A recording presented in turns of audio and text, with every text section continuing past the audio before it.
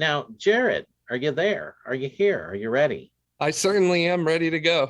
Okay, all right. Well, take it away. And I hope something interesting happened this month or it's all over.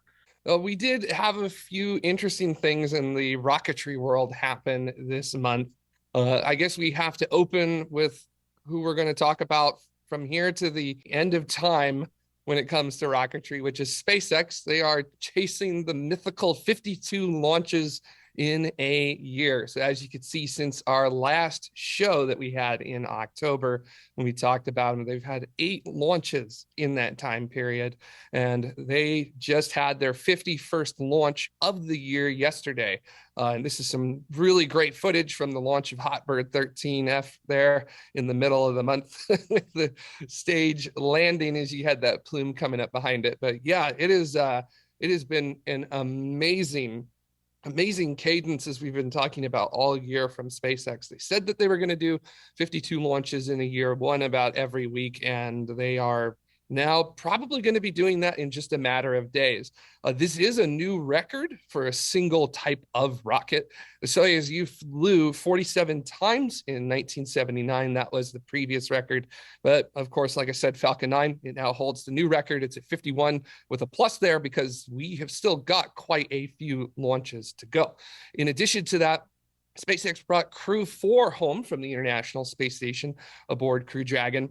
Taking a look here at this great shot of the drogue parachutes deploying, which was the first time I can recall ever seeing that live, and then dropping the drogues and deploying the 4 main chutes as they reef out and open up.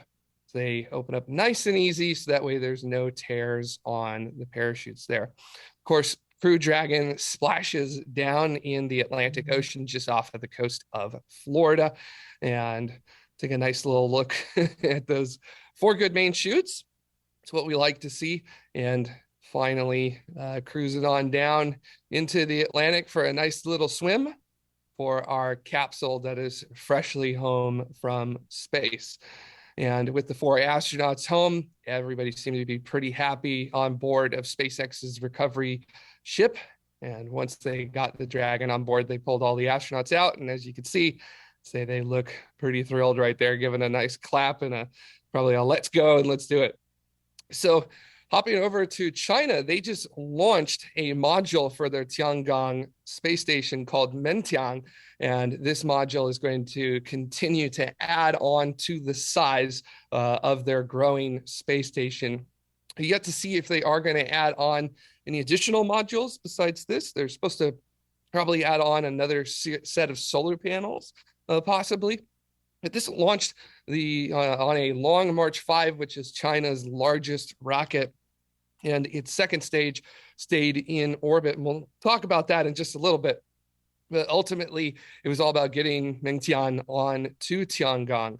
And we could see here this nice live view from their rocket and mission control. Everybody pretty happy to see that module well on its way. And then just a few days later, arriving at Tiangong, and we'll get a really nice view from the cameras on the module, and then looking back from the cameras on the space station. I got to say, their cameras that they've used, they've been doing some pretty good coverage of that for their usual secrecy that they do with most of their launches.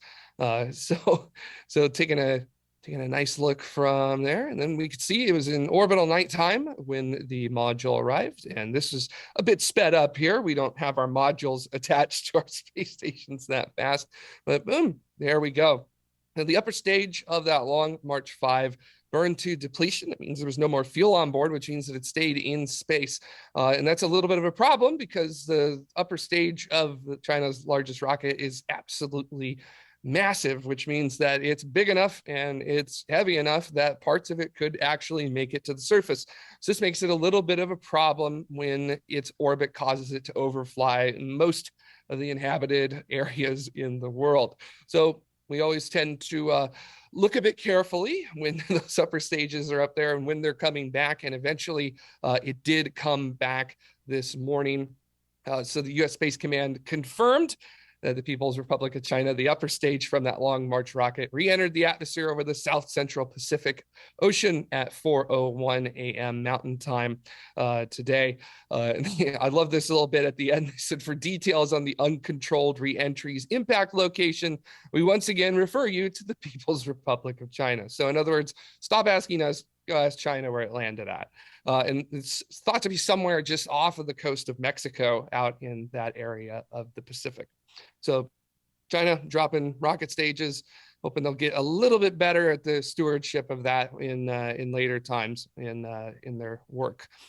Now, the Indian Space Research Organization is helping out the communications company OneWeb build out their own satellite internet constellation as well. So it's not just SpaceX with Starlink, which they're doing now, or Amazon with Project Kuiper, which is going to be coming up pretty soon.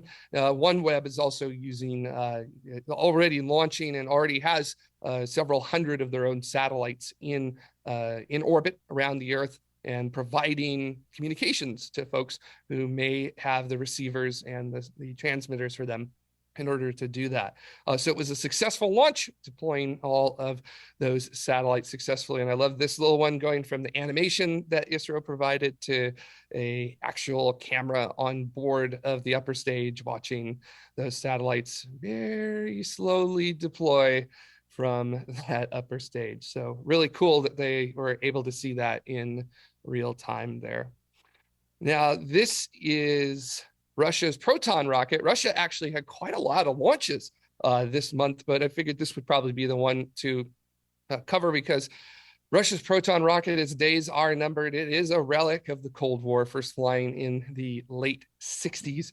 It is a heavy lift rocket, probably one of Russia's biggest, but Russia is replacing it with the Angara series of rockets, which 2 of those actually flew this month. So they're getting ready to work on that. Only a handful of Protons left, and this was a launch of AngolaSat, of a communication satellite going up into geosynchronous orbit. So congrats to them on doing that, and all of their launches that they had successfully performed this past month.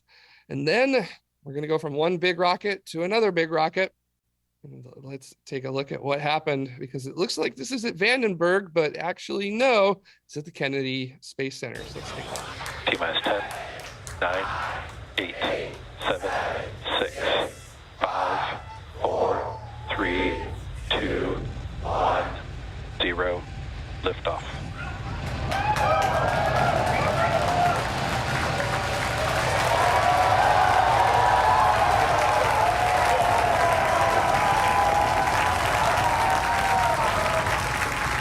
Vehicle is pitching downrange.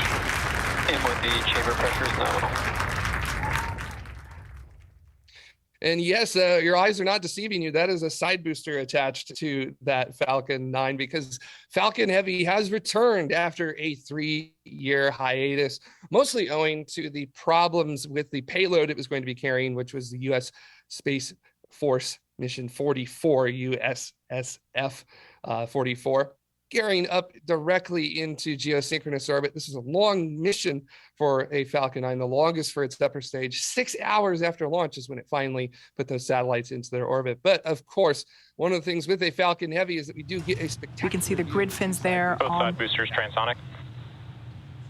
Stage 2 FTS is saved. Stage 2 is in terminal guidance.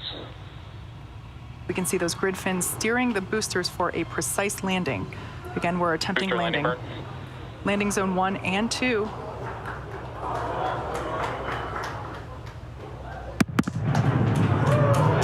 There we just heard sonic booms.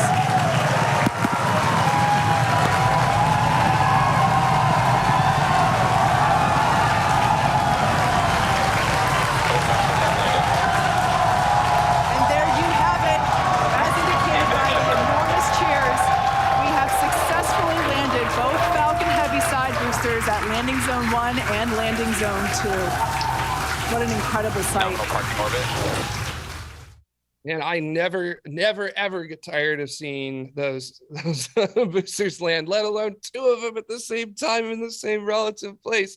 This is absolutely amazing for them to do it. And I also appreciate this time they were staggering them. Of course, that wasn't something that they built in. It's just the way the physics of the rockets returning works. So absolutely fantastic. Congrats to SpaceX on the return of Falcon Heavy. We may have one more Falcon Heavy flight before the end of the year, but also to note about this Falcon Heavy flight, only the side boosters returned. The U.S.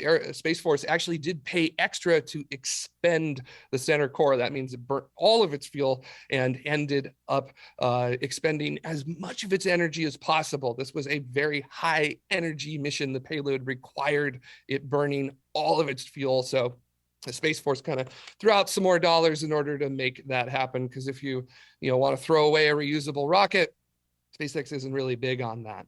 And also, you got to tell us about Artemis, because our Space Launch System rocket finally just rolled out today to pad 39. Very excited. There's going to be a few more tests. They're going to be done out there, basically getting it ready to go. But that launch window is going to open on November 13th at 21:07 Pacific time, or 9:07 in the evening for us here on the West Coast. So of course, don't forget about the time change coming up. It does affect some of these websites where you can get the dates and times for launches coming up. And speaking of launches coming up, of course, we have Vandenberg Space Force Base here in Southern California. And if you feel so inclined to go take a gander at what they're going to be throwing into space, you sure can. And in fact, the next launch is just a little under a week away. It'll be on November 10th, Thursday morning at 01:25. So 1:25 in the morning, you early risers are going to be able to get there to see the final Atlas V launch from Vandenberg. Of course, the Atlas rockets have a very long lineage at Vandenberg, going all the way back to the original Atlas intercontinental ballistic missiles in the late 50s at Vandenberg. This is JPSS-2. It's the payload. It is a weather satellite for the National Oceanic and Atmospheric Administration. So going to be helping us with that. At some point during November, we should see another Starlink launch from SpaceX. I don't know what time it's going to be at, because we couldn't find anything with that yet. Another mission on a Falcon 9 will be launching on December 5th. The current time that I can find for it is at 12:45 in the morning, or 00:45 on December 5th. So another early riser. It's called SWAT, which is actually going to measure the height of the ocean and waves on the ocean as well. This one will be potentially a return to launch site landing. So that means the booster would come back to Vandenberg, and you can actually see it come on back and hear the sonic booms and hear the Merlin engine kick in as it lands. Still, that's not entirely confirmed, because that was just on the license that was given to them. So we'll have to see what SpaceX officially says. And then there will be another launch at some point in December called Tranche 0. This is going to be a test, some test satellites from the United States Space Force, testing sort of their own communication constellation. So I guess it's the new hotness nowadays. Everybody's got to have their own constellation of communication satellites out there. So they're going to launch several of them, and that is a confirmed return to launch site landing on that one. Those satellites are apparently lightweight enough that it's been known for months now that booster will be coming back to land at Vandenberg Space Force Base. And that is your Out to Launch, covering October for November of 2022. Thank you, as always. Fascinating stuff. I love those Falcon Heavy launches. I just do. The two boosters coming back. It's some of my favorite stuff in terms of rocketry. Well, thank you, Jared. We'll catch you again next month for the next set of launches.